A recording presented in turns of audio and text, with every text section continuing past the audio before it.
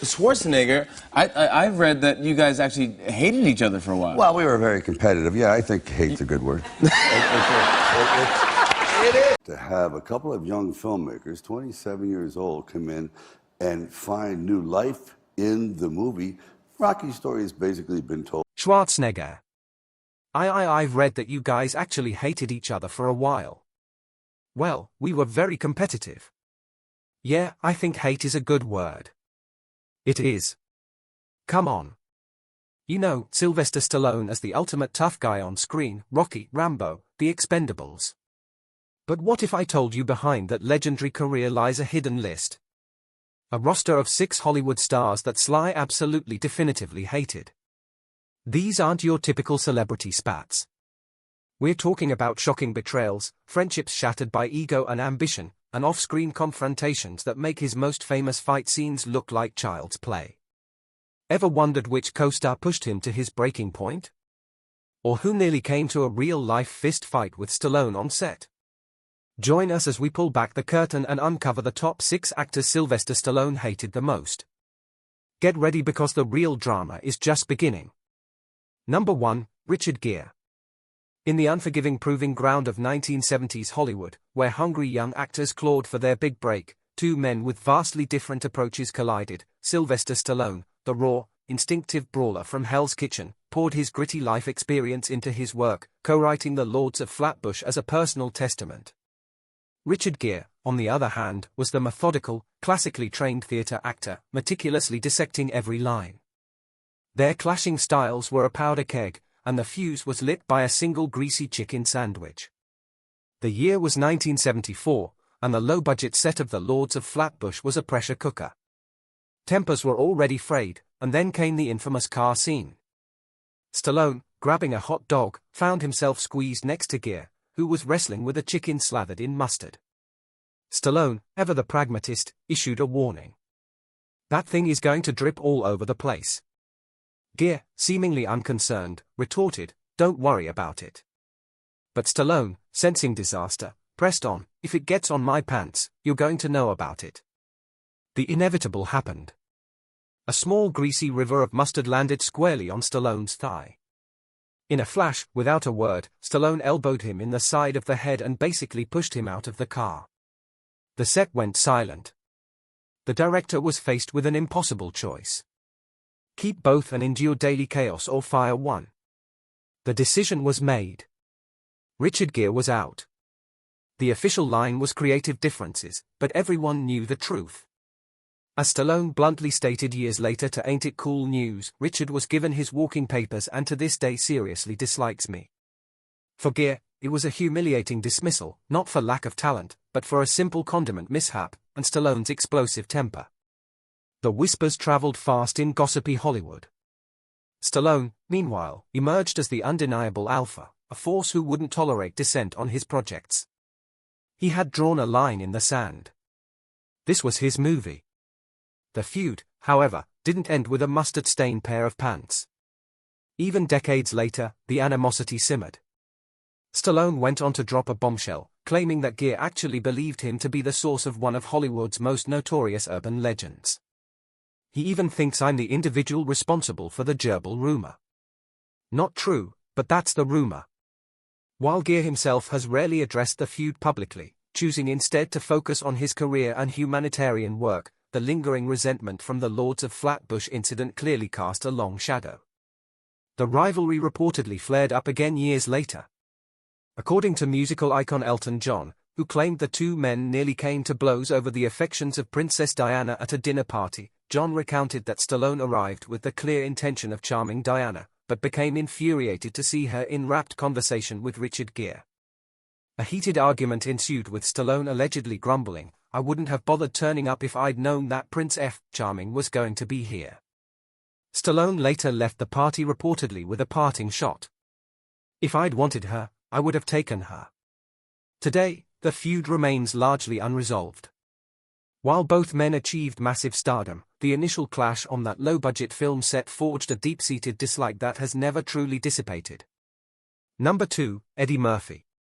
In the incandescent glow of the late 80s, Sylvester Stallone and Eddie Murphy reigned supreme. Their names splashed across movie posters synonymous with box office gold. Stallone, the action king of Rocky and Rambo, and Murphy, the comedic powerhouse of Beverly Hills Cop and Coming to America. Yet beyond the glittering facade of fame, something rarer existed between them. A genuine friendship forged on red carpets, sustained by laughter, and built on shared journeys from humble beginnings to superstardom. But 1987 shattered that bond.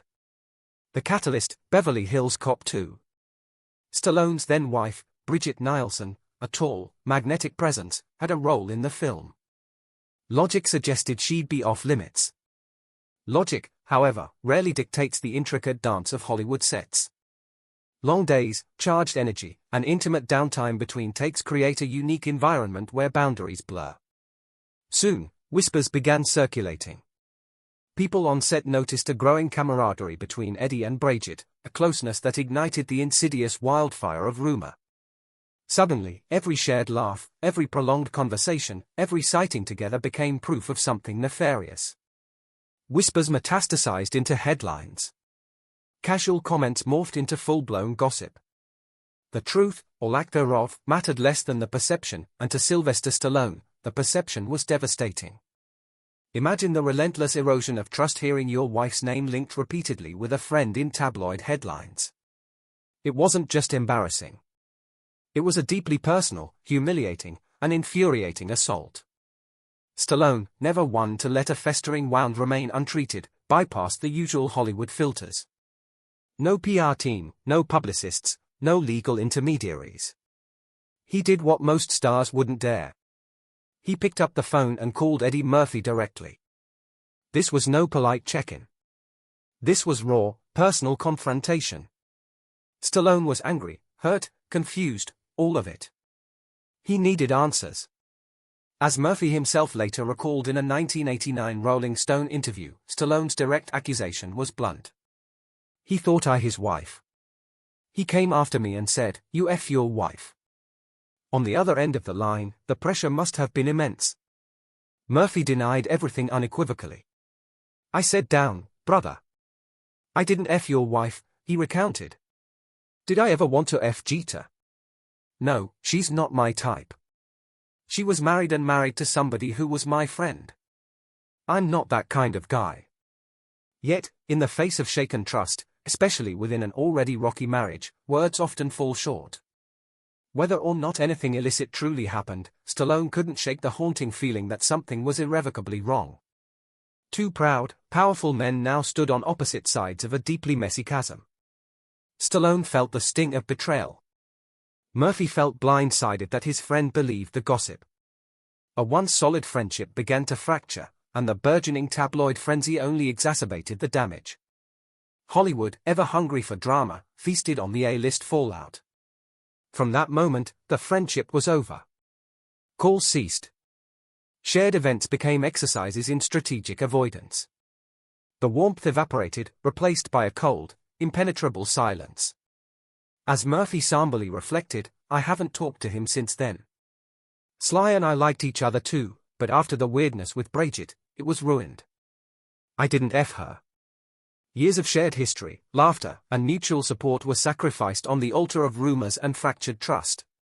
The industry's relentless comparison of their box office might and comedic comebacks only intensified the narrative of rivalry.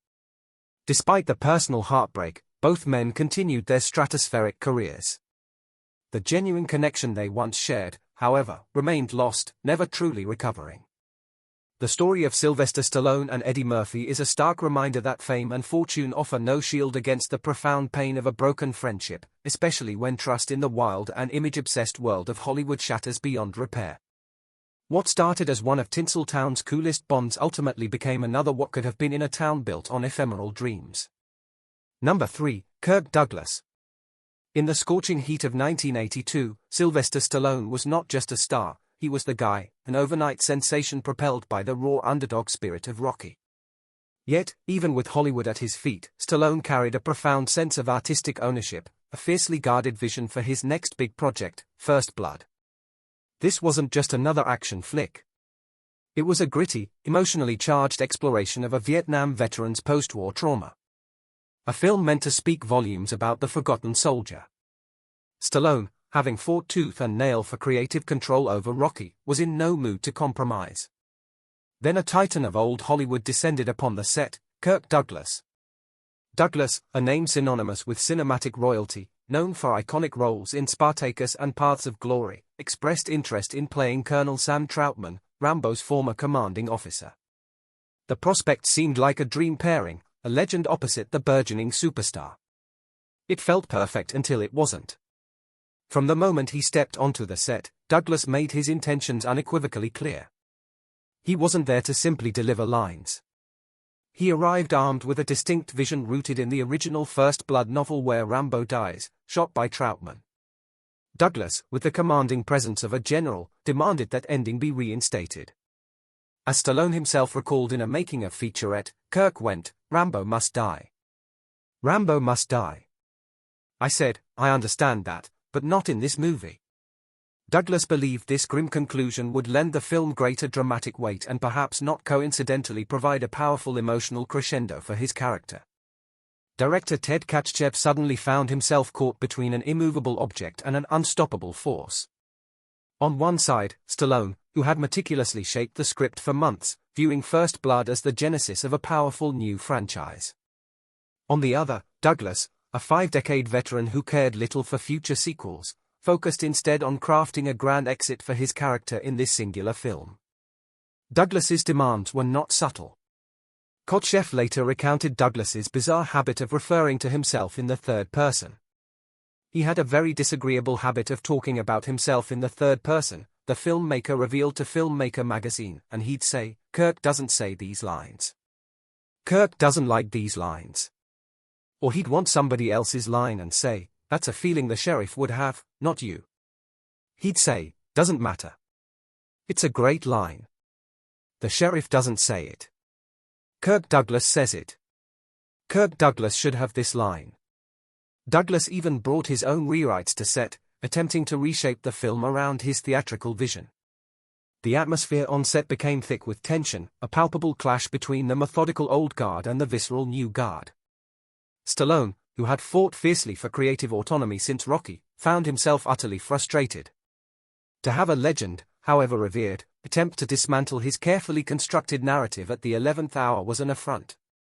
Yet Douglas persisted, pushing for the ending where Troutman tragically kills Rambo, a scenario Stallone believed sent the wrong message to Vietnam veterans. Every Vietnam vet who sees this ending goes, "The only solution is death. Death is the only thing that awaits us at the end of the tunnel." "I don't think that's the right way to do it," Stallone explained in a making-of documentary. Douglas, according to Stallone, countered with the argument, "Yes, but it's artistic." The breaking point arrived when Kachchev, unable to endure the constant friction and delays, went to the producers. "Boys, I know you want this guy," he told Mario Casa and Andrew Varner, "but he's going to wreck our film, not only artistically, but monetarily, because he's going to slow production down. I'm telling you, he's going to put 2 weeks on the schedule arguing about the lines." Katch then delivered an ultimatum to Douglas: accept the script as written or leave. Douglas, ever consistent in his third-person declarations, responded simply, "Kirk's leaving." And just like that, the Hollywood legend walked. The departure of a marquee actor days into filming could have spelled disaster for First Blood. Instead, it proved to be a peculiar blessing. Richard Crenna was hastily brought in with almost no preparation, memorizing lines en route to the set. Crenna, a less flashy performer than Douglas, embodied Colonel Troutman with a quiet strength and genuine concern for Rambo, a warmth that beautifully balanced Stallone's intense portrayal. For Stallone, the entire Kirk Douglas ordeal became a pivotal career lesson. It underscored the importance of unwavering conviction in one's artistic vision, even when it meant locking horns with a revered icon. He stuck to his gut and the gamble paid off handsomely. First Blood wasn't just a hit. It launched a multi-billion-dollar franchise, gave pop culture an indelible character, and cemented Stallone's status as more than just Rocky. Years later, the raw animosity of the First Blood set softened, though Douglas never completely conceded the point. Stallone recalled an encounter where Douglas, with a twinkle in his eye, still insisted, "You know what? My way was still the better way, Sly. It was artistic, but then again, it would have cost you about $1 billion. If you listen to me, you would have been broke, but politically and artistically correct. In 1991, the two even shared the screen in the comedy Oscar, where Stallone recounted Douglas in character as his father unexpectedly delivered a series of real punches during a scene. Stallone, despite the pain, acknowledged the legend's enduring power, saying at an AFI tribute to Douglas, "Out of all the heroes that I saw on the screen growing up, no one had a greater impact than him. Wherever Michael Douglas is, don't mess with your father." Their relationship eventually transcended the creative friction of first blood. When Kirk Douglas passed away at the remarkable age of 103 in 2020, Stallone offered a heartfelt tribute acknowledging his profound influence. "The last great giant of my cinema heroes has passed on to infinite glory. Amazing artist the likes of which we will never ever see again." Number 4, Bruce Willis. In the pantheon of 1980s and 90s action cinema, two names stood paramount: Sylvester Stallone, the iron-willed Rocky and Rambo, and Bruce Willis, the wry everyman hero of Die Hard. For a generation, they defined on-screen toughness. They weren't just colleagues. They were for a time genuinely tight, part of that exclusive brotherhood of muscle-bound megastars who ruled the box office. By 2010, the landscape had shifted. Both men, now older, found their signature roles increasingly scarce. The era of the singular, larger-than-life action hero was fading. It was in this climate that Stallone conceived The Expendables, a cinematic homecoming, a star-studded tribute to the golden age of action designed to give the aging legends one last explosive hurrah. For Stallone, it was more than a gig. It was a passion project, a labor of love to reignite the fire. The first Expendables was a runaway success, raking in over $270 million and igniting a nostalgic fervor for the old guard. The second installment performed even better, solidifying the franchise as a vibrant new chapter for these iconic figures. Bruce Willis was there from the beginning, playing the enigmatic CIA operative Church. His role, though not massive, lent gravitas and a knowing smirk to the ensemble. Behind the scenes, he seemed to embrace Stallone's vision of camaraderie and loyalty, a throwback to the days when they were all in their prime. But as plans for The Expendables 3 began to coalesce, the camaraderie dissolved into acrimony. Stallone, brimming with ambition, envisioned an even bigger, more explosive sequel, eager to enlist additional legends like Harrison Ford. Yet, when negotiations commenced with Willis's team, the dream began to unravel. Willis's demand was a staggering figure: $4 million for just 4 days of work, essentially $1 million per day. The demand was presented as non-negotiable, a stark ultimatum of pay up or we're out. In Hollywood, exorbitant salaries are par for the course. But this particular demand landed differently. The very ethos of the Expendables franchise was rooted in the idea of collective sacrifice, of action heroes taking a slightly reduced fee for the sheer joy of working together, honoring a shared legacy. Willis's demand to Stallone felt like a blatant disregard for this unwritten code. Stallone perceived it as a profound betrayal. He had meticulously built this franchise on the bedrock of brotherhood and mutual respect, only to see one of its foundational members reduce it to a cold, hard business transaction. Efforts were made to bridge the gap, to find a compromise, but Willis remained unyielding. Faced with a choice, capitulate or stand his ground, Stallone chose the latter. Willis was out. The script was rewritten, his character unceremoniously excised, and the role of the new CIA operative was swiftly offered to Harrison Ford. Ford, in stark contrast, arrived on set with enthusiasm and professionalism, embodying everything Stallone felt Willis had lacked. But Stallone, never one to shy away from confrontation, didn't stop there. He took his grievances public, unleashing a scorching broadside on Twitter.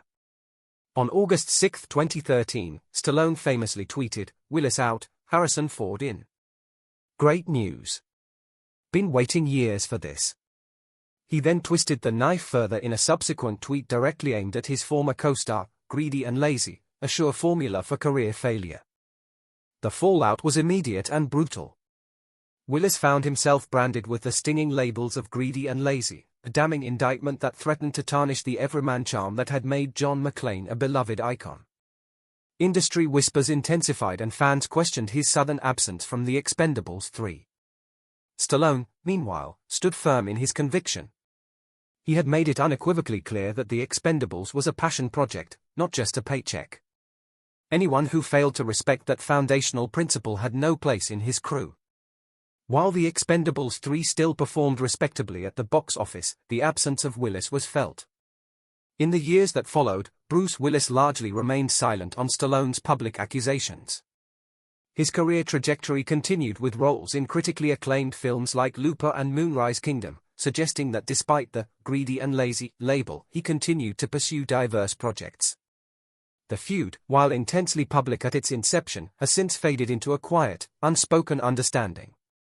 When Bruce Willis's family announced his aphasia diagnosis and subsequent retirement from acting in March 2022, Stallone was among the first to offer public support and heartfelt condolences.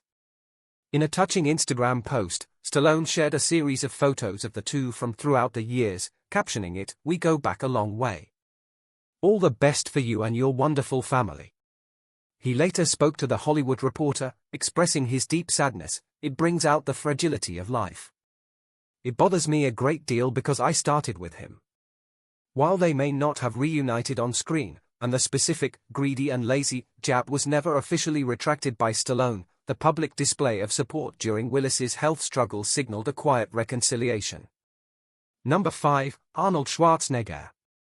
In the cutthroat arena of 1970s Hollywood, a new breed of muscle-bound action star was beginning to flex its brawn. Sylvester Stallone, having clawed his way from obscurity with the unlikely triumph of Rocky, arrived at the 1977 Golden Globes as a bona fide sensation, nominated for Best Actor and Best Screenplay. This was his night, the crowning glory of a comeback story etched in cinematic legend. But destiny and a colossal Austrian had other plans.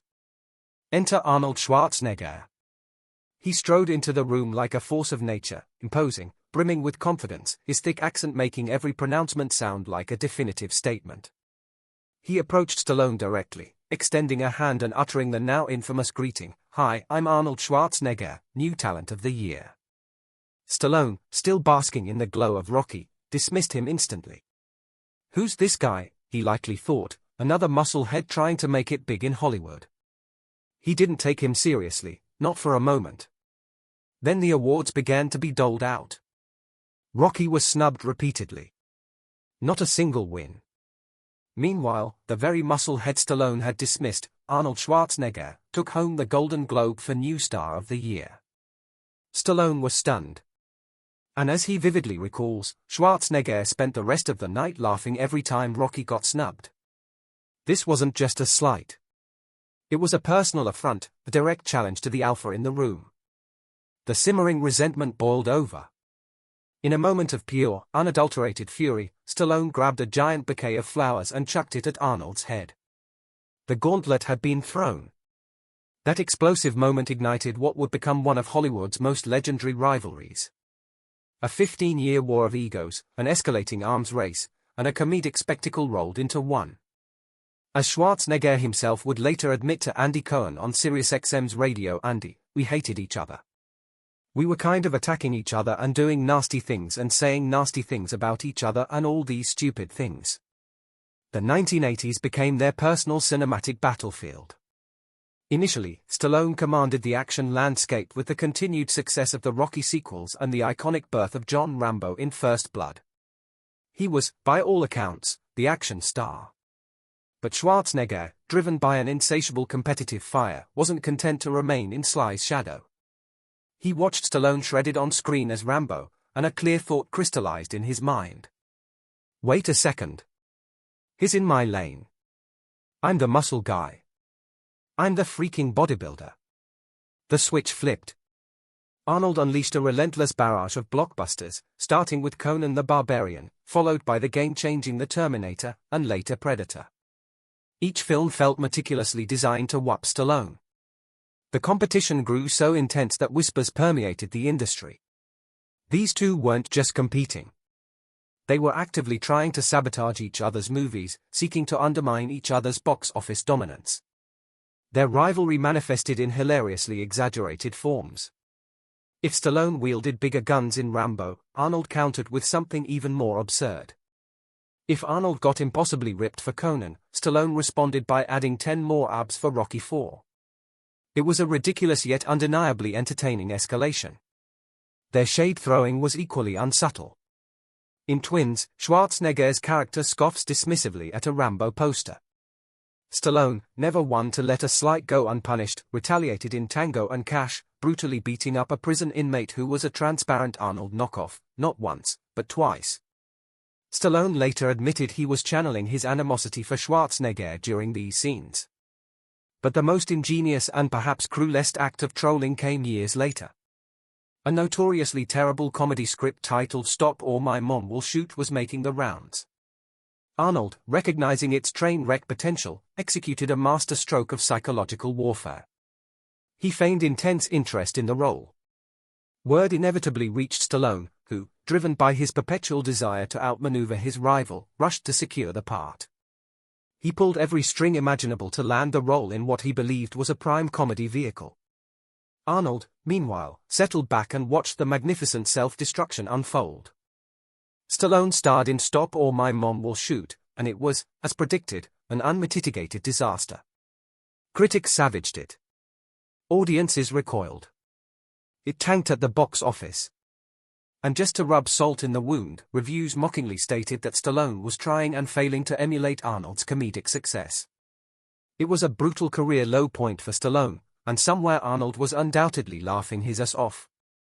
However, karma, as they say, eventually balances the scales. Not long after Stallone's comedic debacle, Arnold suffered his own, starring in Junior, a film where he literally gets pregnant. That movie bombed just as hard, if not harder. Suddenly, both titans of action were nursing identical wounds from spectacularly failed foray into comedy, and their rivalry began to feel less like a war and more like two exhausted boxers punching themselves. Eventually, the intense animosity began to fizzle. Both men took time to recalibrate, refocus, and regain their footing in a changing Hollywood landscape. And then, surprisingly, something shifted. Years later, they found themselves not just tolerating each other, but actually becoming friends. The turning point, as Schwarzenegger revealed, came through an unexpected business venture, Planet Hollywood. All of a sudden, I started working with Robert Earl and Keith Parrish to create the Planet Hollywood franchise, those restaurants, Schwarzenegger explained. Then his lawyer, who also represented Stallone, called and asked, "Arnold, is there any kind of room for Sly and Planet Hollywood?" Schwarzenegger reflected, realizing, that's actually a good idea because it could bring us together, and I wanted that. At that point, I had grown out of my craziness. The restaurant chain launched in 1991 with the backing of both stars along with Bruce Willis, Whoopi Goldberg, and Chuck Norris cemented their new professional and eventually personal bond. Sure enough, we made it work, Schwarzenegger confirmed. Their newfound friendship led to joint appearances in several films, including Escape Plan and the Expendables franchise, where they openly poked fun at their storied rivalry. Looking back, both men acknowledged the unexpected benefit of their years of intense competition. In a joint interview for TMZ Presents, Arnold and Sly, rivals, friends, icons, in April 2024, Stallone admitted that when Schwarzenegger burst onto the scene, he thought, finally, something to motivate me because he is, dare I say it, competition, a threat, whatever word you want to use. As soon as I saw him, it was like bang, two alphas hitting. Schwarzenegger wholeheartedly agreed, stating, "There's no two ways about that. He was very helpful in my career because I had something that I could chase." He even confessed to being the instigator of much of the early animosity. "I was the one who started this whole thing by opening up my mouth, saying stupid things, being competitive." Today, the animosity is a distant memory. Sylvester Stallone and Arnold Schwarzenegger are not just colleagues but genuine friends. Their bond forged in the crucible of fierce competition. Number 6, Dolph Lundgren. Sylvester Stallone has always embodied a singular uncompromising vision in Hollywood. He's the architect of his own legend. A man who from cleaning lion cages willed Rocky into existence and transformed himself into a global icon. His characters, from the tenacious boxer to the hardened Rambo, are extensions of his relentless drive. So when it came to casting the formidable Soviet antagonist Ivan Drago in Rocky IV, Stallone had a very specific, almost primal expectation. He wanted a brute, huge, horrible, cruel guy, very primitive. Then Dolph Lundgren walked in. Lundgren, a towering Swede with a background in martial arts and a scholarship to MIT, was far from the primitive image Stallone envisioned. As Stallone recounted on Jimmy Fallon's The Tonight Show, the moment Lundgren entered the room, it was a visceral reaction of pure unadulterated animosity. Then all of a sudden, the door opened, the smoke comes in, the light is on, the shoulders this wide. Everything was perfect. Even his calves were peeking through his clothes. Muscular blue eyes staring into my soul, staring into my. Stallone wasn't just impressed. He was instantly intimidated. And that intimidation curdled into a potent cocktail of jealousy and dislike. He was the real Terminator, Stallone confessed, drawing a direct comparison to his burgeoning rival, Arnold Schwarzenegger. And I said, I hate this thing guy. I hate him. He's too handsome, too perfect, and if I hate him, I'm sure the world will. It was a hatred born not of personal slight, but of an actor's deeply insecure recognition of a perfect physical specimen who threatened to overshadow him, even as a villain. The irony was, of course, that Lundgren's very perfection made him the ideal foil for Rocky's grittier, more relatable underdog persona. Despite Stallone's initial visceral reaction, Lundgren got the part, a role that would catapult him to international stardom. Their on-screen clash in Rocky IV was famously intense. Stallone, pushing for authenticity, reportedly urged Lundgren to just go out there and try to clock me. For the first minute of the fight, it is going to be a free-for-all. The result, Lundgren, obeying orders, hit Stallone so hard that the Rocky star ended up in intensive care for 4 days. Dolph Lundgren put me in the hospital for 9 days, Stallone revealed, adding, I knew I was in trouble when I showed up and nuns met you at the ICU. Lundgren, for his part, later joked, all I did was obey orders. He was the boss. I did what he told me. Their paths diverged after Rocky IV, with Lundgren primarily starring in direct-to-video action films while Stallone continued his run as a top-tier action star. But fate and Stallone's nostalgia brought them back together for The Expendables in 2010. Stallone, who also directed the film, assembled an all-star cast of action veterans, including Lundgren. It was meant to be a reunion, a celebration of their shared cinematic history. However, the old tensions resurfaced, albeit in a different form. During the filming of The Expendables, Lundgren recounted a particularly harsh encounter with Stallone, who as director pushed him to his breaking point. He was very harsh on me in a scene in The Expendables where he kind of yelled at me in front of the whole crew and had me do about 20 takes on a scene. Lundgren explained in a 2023 interview, the verbal assault was severe. It was like my grandmother could do it better than that. What are you doing? You know, basically in front of everybody. And there was press there that day, too. International press. Lundgren, a man of considerable physical prowess and quiet dignity, found himself in a state of simmering rage. I was really upset, he recalled. The frustration was so intense that he considered an extreme reaction. I called my wife that time and I basically just told her if he says one more word, I'm going to knock him out, and if this movie, I'm out of here. I'm just going to punch him out and leave. This near-physical confrontation, a raw display of the simmering power dynamics and personality clashes beneath the surface of their professional relationship, highlighted Stallone's demanding nature as a director and Lundgren's quiet resolve. Thankfully, cooler heads prevailed. When Lundgren returned to set, Stallone, sensing the palpable tension, approached him. Then I had a tap on the back, and it was sly, Lundgren recounted. He was like, I'm sorry about that. Let's just do another take and let's just keep moving on. This apology, a rare concession from the famously stubborn Stallone, allowed them to move forward.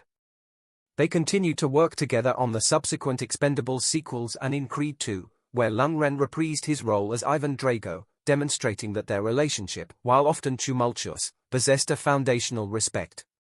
More recently, in 2022, a new conflict arose when Stallone publicly criticized the development of a Drago spin-off film, expressing his frustration with Rocky producer Irwin Winkler and implying Lundgren had gone behind his back.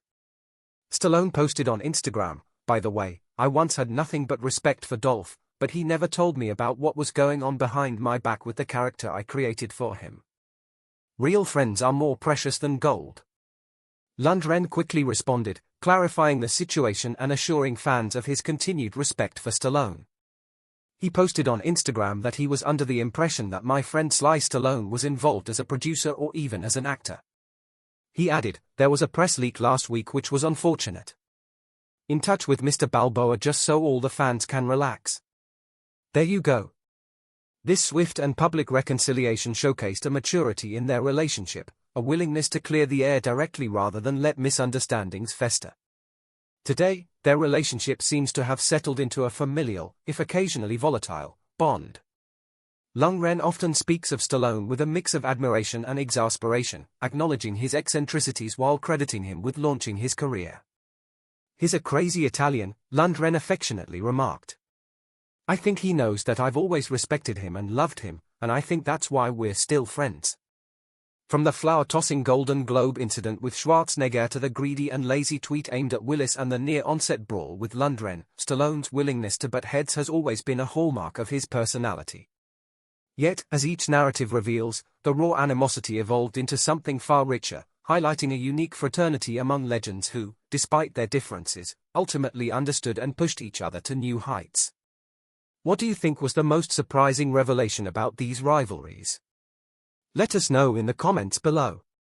And if you enjoyed diving deep into the dynamics of Hollywood's biggest action stars, don't forget to like this video and subscribe for more content in the future. See you next time.